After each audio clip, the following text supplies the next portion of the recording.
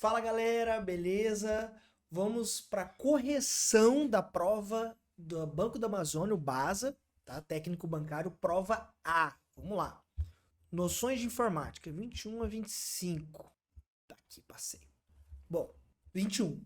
A arquitetura de protocolos TCP/IP consiste numa grande coleção de protocolos de comunicação que foram definidos como padrões da internet. Dentre esses protocolos de comunicação, há um que fornece um serviço de entrega de fluxo confiável na camada de transporte, que garante a entrega de fluxo de dados enviados de uma máquina para outra sem duplicação ou perda de dados.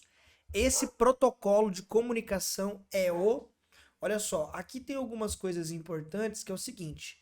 Quando a gente fala do TCP/IP, da camada OS, vocês lembram, né? Da camada de aplicação, sessão, papapá, e aí tem a parte física, lembra que ele tem a parte que é mais próxima do usuário, da pessoa, né? Que são sites que a gente está vendo, as aplicações, o layout ali. E ali por debaixo dos panos, o dado, ele vai, por exemplo, quando você acessa o YouTube, ele vai da parte de aplicação, que é a parte que você está vendo, que é visual, ou no WhatsApp, que você manda uma mensagem. Para chegar na outra ponta, ele desce as camadas até a parte de sessão, rede, papapá, aplicação. Aí depois ele vai na parte física, que é o envio desse dado, ele é transformado, depois de binário, né, de enlace, ele é transformado em pulsos elétricos, convertido ali depois do binário pulso elétrico, e ele é enviado de um dispositivo para o outro, e eles vão fazendo esses saltos, né? Então, é como se fosse o seguinte, se eu tivesse aqui o seu celular, e aí qual que é o meio de comunicação? Ele pode ser físico, que a gente fala físico porque é como foi constituído esses modelos, tá? Os protocolos. Ah, mas o Wi-Fi não é físico, ele tem propriedades físicas, tá? Então é basicamente isso, que seria o sinal. Então o sinal do seu celular vai até um roteadorzinho, vamos pegar um roteadorzinho. E esse sinal vai até o roteador, ele é convertido também, e esse roteador, ele pode ser aquele cabo coaxial, né, que é um enrolar, que é aqueles cabos mais antigos, eu acho que a Claro e algumas outras empresas ainda têm. O restante é tudo fibra, Vivo, etc, é fibra. E esse roteador vai para um outro roteador maior da operadora, geralmente é assim. E esse roteador, ele vai para o outro roteador, vai para o outro, vai para o outro, até chegar no destino que seria, ou ele vai até o servidor, desculpa, ele vai até o servidor, no caso do WhatsApp, ele vai do servidor da Meta, que está aqui no Brasil, né, do Facebook, e, e aí ele faz o processo inverso, a mensagem depois ele vai passando de roteador em roteador, né? Vamos supor que aqui tá os servidores da Meta, fazer uns quadrados aqui, e depois ele faz o processo inverso, indo de roteador a roteador, até chegar no celular da pessoa e ela receber a mensagem, certo?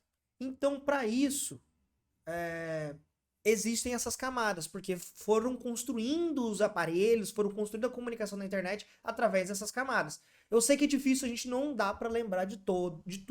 Só que quando a gente fala dessa partezinha aqui, ó, transporte.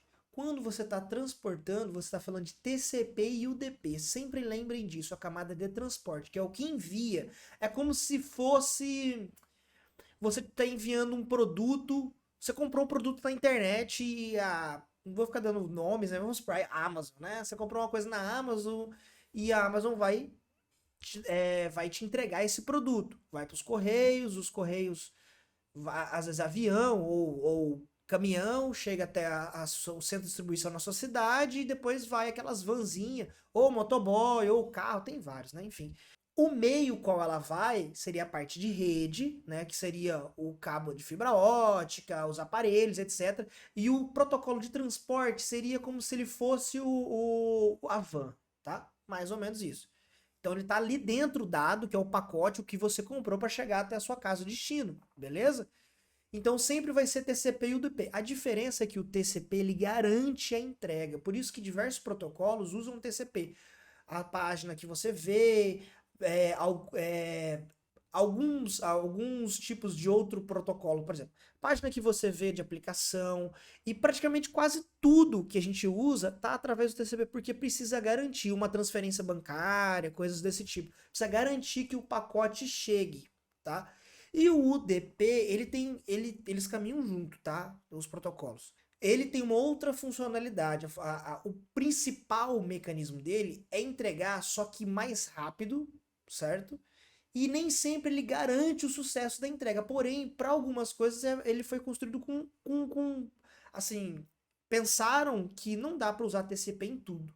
Então criaram o UDP para que a mensagem chegue, mesmo que ela chegue quebrada ou faltando algum pedaço, ela chega, ela é mais rápida.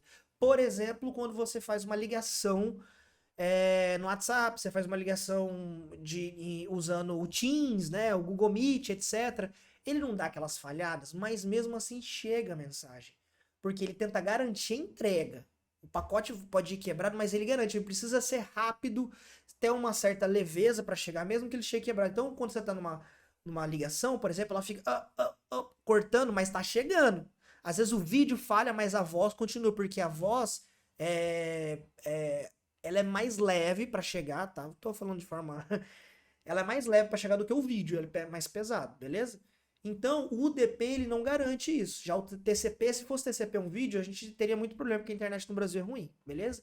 Então, aqui ele fala: há um desses protocolos que fornece serviço de entrega com fluxo confiável na camada de transporte que garante a entrega do fluxo enviado de uma máquina para outra.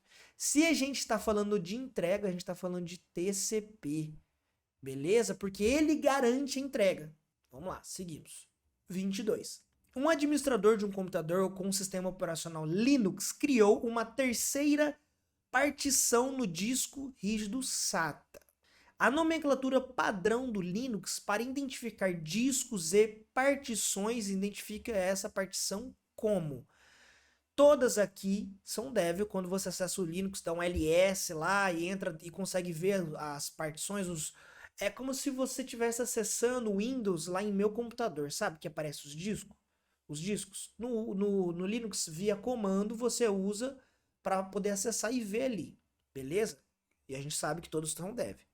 A diferença aqui crucial é o seguinte: HDA, galera, ele é uma nomenclatura quando a gente tinha aqueles discos mais antigos, IDE, etc, tá? Lembra aqueles discos mais antigos que tinham uns furinhos assim, que era computador lá na época do... Quem é mais antigo aí vai lembrar? É da época do Windows XP, o Windows Millennium, era dessa época aí, tá? Do 7 para cima já tinha HD SATA. Então, se a gente sabe que não é ideia, porque aqui ele fala que é SATA, olha só que eu sempre falo sobre as palavras-chave. Ele tem um computador de sistema operacional Linux, beleza. Então a gente já exclui aqui meu computador, o disco D, E, C, que é do Windows, tá? Beleza. Ele criou uma terceira partição no segundo disco, SATA. 3 palavras-chave que vão fazer a gente responder essa pergunta. Se é SATA, a gente já vai excluir esse cara e esse cara, beleza? E aí, E aí, se você pegar e saber que, então beleza, a gente sabe que a SATA é um desses dois caras. E agora, no segundo disco da máquina, a gente criou uma terceira partição. Partição, galera, é quando você pega um disco físico, imagina um HD do seu computador, e você particionar, é como se você criasse outros discos de forma lógica, ou seja, você pega o mesmo disco físico e você reparte ele em pedaços, beleza? E esses pedaços você pode colocar outras coisas, porque geralmente se um pedaço, dificilmente um HD hoje tá mais difícil, antigamente eles estragavam com mais facilidade, hoje dificilmente.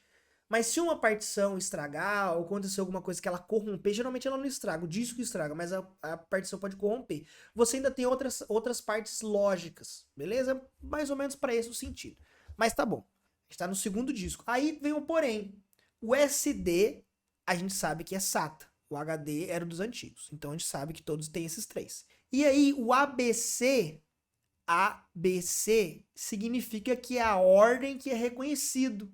E depois a partição. Então A, B e C, a gente sabe que A é o primeiro disco. Então aqui a gente tem um mesmo disco com 2 partições. O B seria o segundo disco. E se tivesse um C, seria o terceiro disco. Nessa letrinha aqui, tá vendo? Porque o SD é do SATA, beleza? E aqui a gente está falando do número de partição. Então a gente matou a charada.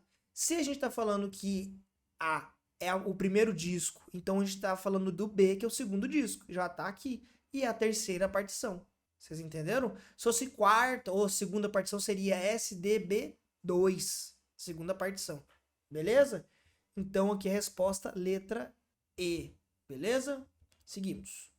23. Um empreendimento empresarial cuja rede tem vários servidores precisou montar uma estratégia de backup com ajuste de métricas bem definido, de modo a reduzir prejuízos em caso de falhas inesperadas desses servidores.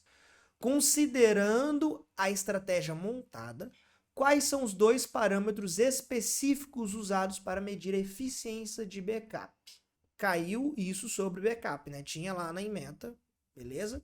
Então, o que tem a empresa, os caras foram montar um sistema de backup, que é você deixar redundante os arquivos para caso aconteça alguma coisa de falhar, a empresa foi hackeada, a empresa sofreu um problema de energia, queimou algumas coisas, teve um alagamento, um desastre, qualquer coisa. O backup, ele tem que ter alguns critérios para funcionar, beleza? Para ele ser o quê? Eficiente, tá aqui, ó. Para medir a eficiência do backup. Letra A, quantidade de backups e tempo de backup. B, quantidade de backups e tempo de recuperação. Importante também. C, partições de restauração e tempo de backup. Partição de restauração não importa. Você precisa ter backup. Você precisa ter um ponto ali para que você consiga recuperar. Partição de restauração não importa. Então a gente já exclui essas duas aqui. Beleza? A gente tem então, letra E, tempo de recuperação e o ponto de recuperação. Sobrou essas três. Quantidade de backups e tempo de backup. Aí depois a gente tem tempo de recuperação. Vamos pensar nas duas primeiras. Tempo de fazer o backup é importante de quando você vai fazer uma estratégia com ajuste de métrica. Ele fala, montar uma estratégia de backup com ajustes de métricas bem definidos de modo a reduzir prejuízos em caso de falhas inesperadas. Porque no final das contas, galera, o backup ele é tipo um seguro de vida. Você não quer usar o seguro de vida, mas você tem alguma coisa ali se acontecer uma tragédia, certo? É tipo isso, seguro do carro, coisas desse tipo. Então a gente está falando de ter que usar. Se a gente está falando de ter que usar, a gente não importa o tempo do backup. O tempo do backup é quando você está fazendo antes de acontecer. Beleza? Então o tempo de recuperação faz sentido. Então a gente já exclui isso aqui. Agora a gente tem quantidade de backups e tempo de recuperação. Os dois faz sentido. Aí a gente tem um outro ponto. Tempo de recuperação e ponto de recuperação. Então a gente já sabe que pelas palavras-chave, tempo de recuperação é importante. Então lembrem disso. Tempo de recuperação, tempo de recuperação, tempo de recuperação. Lembre de tempo de recuperação quando falar de backup. Beleza? Agora vem o segundo ponto. Quantidade de backups e o ponto de recuperação. Vocês lembram que é o seguinte, quando você vai fazer um backup, você programa um dos pontos. Não vamos entrar nos outros detalhes, tá? Um dos pontos é quando a recorrência que você está fazendo esse backup. Por quê? Tem empresa que faz, geralmente, toda semana se faz um backup. Geralmente, toda semana. Dependendo, tem coisa que faz todo dia. Principalmente empresas que tem coisa na nuvem. Coisas na nuvem, Office, o Gmail, etc. Todo dia que faz backup. Tá? Então, quando está sendo feito esse backup é importante. Porque em caso de acontecer uma tragédia, precisa voltar. O tempo de recuperação é importante voltar o mais rápido possível para a empresa não ter tanto dano. E qual foi a última vez do backup? Por quê? Se a empresa fez o backup há um mês atrás e ela perdeu tudo agora, aconteceu uma tragédia, ela vai ter perdido um mês de folha de ponto, valores a receber, valores a pagar de cliente. Imagina o dano de um mês. Às vezes até uma semana é muito, dependendo do fluxo, tá? Então, quando foi a última vez que fez um backup? Esse nome é o ponto de recuperação, ou ponto de restaurar o backup. Isso é importante, porque quando foi? Foi ontem, anteontem, ótimo, não perdeu tanto, beleza? Quantidade de backup não importa se fez muito ou pouco backup, a gente precisa de um backup total, né? se ele for incremental, total, do ponto que a gente consiga recuperar aquilo que é importante, beleza? Então, ponto de recuperação, galera, certo? Ponto de recuperação. Então, a gente está falando de letra E, joia? Deixa eu limpar tudo aqui. Beleza, galera? Entenderam mais ou menos? É meio chatinho também. O backup é uma coisa que você tem que... É meio que decorar, tá? Meio que decorar, porque você tem que lembrar que é tempo de recuperação, ponto de recuperação. Aqui poderia cair até outras perguntas. Ah, backup total, incremental, enfim, né? Vamos lá, seguimos. 24. Um usuário do navegador Google Chrome, utilizando um ambiente desktop do Windows 10, deseja acessar uma função de gerenciador de tarefas. Essa função permitirá ao usuário do Google Chrome. Peraí. O usuário deseja utilizar em um ambiente, deseja acessar a função gerenciador. Olha só. Você vê que eles estão fazendo uma pergunta do Google Chrome, mas usando o Windows 10, que no final das contas me parece que é o gerenciador de tarefas do Windows 10. Beleza. A. Controlar os recursos consumidos por esse navegador em tempo real, visualizando aspectos da navegação. B. Gerenciar recursos de hardware do computador, tais como aumentar o tempo de CPU para tarefas desse navegador. Acessar o gerenciador de tarefas do sistema operacional, permitindo acesso aos controles sobre todos os processos que estão em atividade. Inspecionar aspectos de hardware e software que pertencem ao computador no qual esse navegador está ativo, inclusive tarefas relativas à rede e ao protocolo. Beleza, também é verdade. Monitorar as tarefas do usuário do computador, permitindo cancelar processos ou aplicativos gerais, de modo a facilitar as tarefas associadas aos processos desse navegador. Todas me parecem serem, de certa forma, ter um sentido ali, tá? Então agora a gente vamos fatiar essa pergunta. Um usuário do Google Chrome utiliza o Windows 10, beleza. Então ele deseja acessar a função de gerenciador de tarefa, que é a gente vir aqui, ó, gerenciador de tarefas, tá vendo? Tá arriscado aqui, mas não liguem. Aqui a gente tem o Edge, por exemplo, com um monte de aba aberta, tá vendo? Não tem o Google Chrome, mas enfim, seria tipo isso. A gente consegue ver detalhes de parte física, tá vendo aqui o Wi-Fi, eu consigo ver disco, leitura de disco, de memórias, etc. O gerenciador de tarefas do Windows é bem completo e você consegue ver um monte de coisa. Então, beleza. Seguimos. Essa função permitirá ao usuário do Google Chrome. Só que, olha só. Essa pergunta, eu vou ser sincero com vocês que eu não gostei dela, tá? Não achei meio capciosa, não sei, meio estranha, mas beleza. Porque é o seguinte, ele tá falando que o cara tá usando o Google Chrome e ele vai acessar o gerenciador de tarefas do Windows. Beleza. Essa função permitirá que o usuário do Google Chrome controle recursos consumidos por esse navegador, sim, em tempo real, visualizando aspectos de navegação. Não é bem visualizar aspectos da navegação. Você consegue ver algumas coisas, mas não é aspecto da navegação. Olha o Edge aqui, por exemplo, que é quase a mesma coisa que o Chrome. Eu tô vendo o que tem dentro dessas abas? Eu não tô vendo, não tô controlando muita coisa. Talvez essa aba aqui, ó, com 299 MB, 300 MB, tenha alguma coisa pesada rodando nela, aberta, tipo um vídeo, alguma coisa assim. Beleza, mas que aspecto da navegação? B. Gerenciar os recursos de hardware do computador, tais como aumentar o tempo de CPU para tarefas desse navegador. Galera, isso aqui a gente pode excluir. Não é. Você não consegue gerenciar os recursos do hardware, tá ali. Você não controla o que tá acessando. Você pode matar uma tarefa ou outra, tal, mas aumentar o tempo de CPU, esse tipo de coisa, não faz muito sentido, beleza? Então, te exclui a B. C. Acessar o gerenciador de tarefas do sistema operacional, permitindo acesso aos controles sobre todos os processos que estão em atividade no computador. Você consegue controlar os processos, mas não são todos, tá? Você não consegue, por exemplo, eu não vou fazer para não dar nenhum problema aqui na nossa aula, mas alguns processos, por exemplo, eu vou vir aqui, ó, tem alguns do Windows aqui, ó. Quer ver? Vamos pegar. Deixa eu limpar isso aqui. Ó, esses da Intel, alguns da Intel, alguns aqui de notícias e interesse eu consigo vir e finalizar, por exemplo. Mas eu não consigo fazer mais muita coisa. Eu não consigo, por exemplo, esse de sistema aqui, esses outros, tem alguns aqui que se você mexer, você pode ter um problema, tá? Você pode até tentar, mas o Windows vai subir ele de novo para não dar problema. E o que isso significa? Significa que você não consegue ter um total controle, assim, dos serviços, tá? Um sistema operacional que você conseguiria até destruir ele, caso você queira, seria o Linux.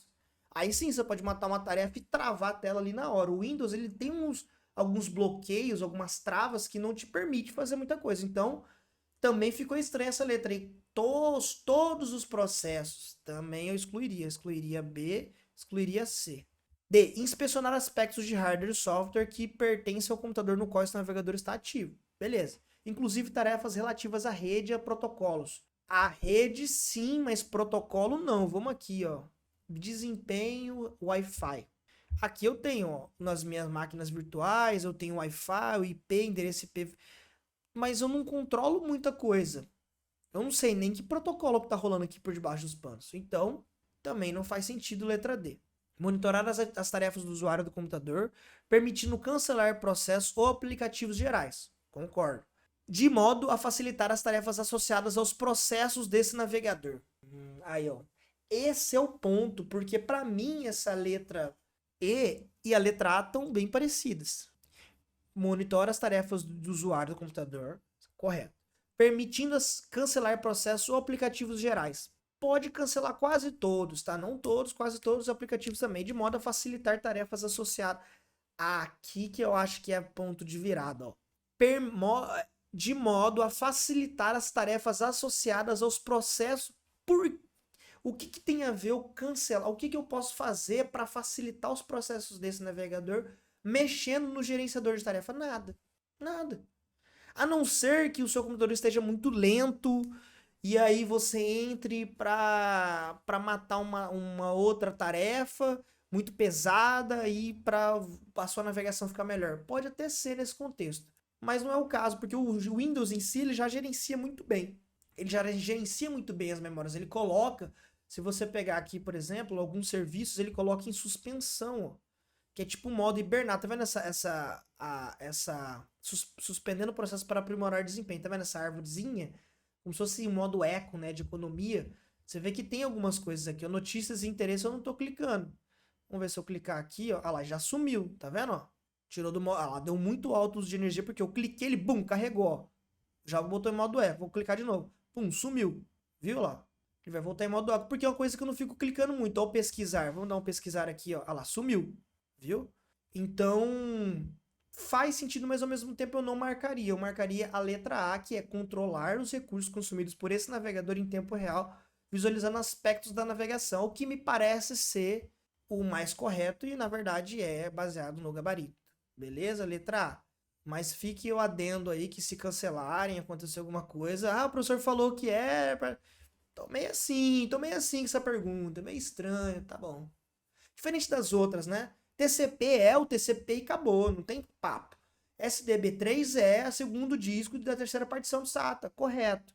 Backup, essa do backup aqui, mais ou menos, mas quantidade de backup não faz tanto sentido, sim o tempo de recuperação. Então também essa aí, 99%. Agora essa aqui, enfim, né? Seguimos.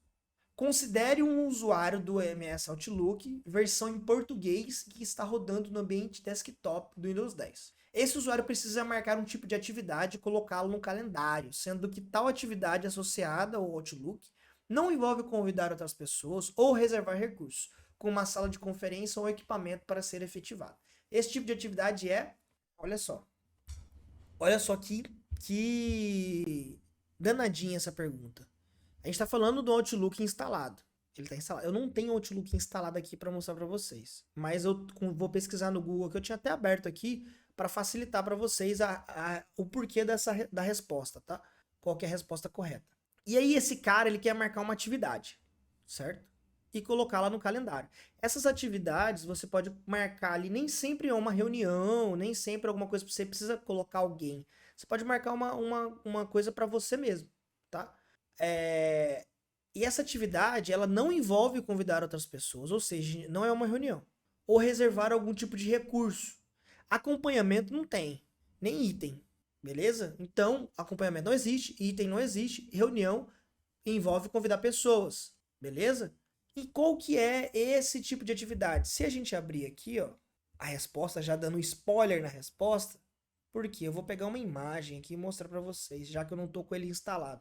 Tá vendo? Esse aqui, pelo que tudo indica, dá pra ver um pouco, tá um pouco ruim, né? Novo compromisso. Aqui, reunião. É porque tem que ser o instalado. Tá vendo ali? Ó? Compromisso. Aí você vem novo compromisso. Porque não envolve convidar pessoas. Beleza? Não envolve convidar pessoas. Deixa eu pegar aqui, ó.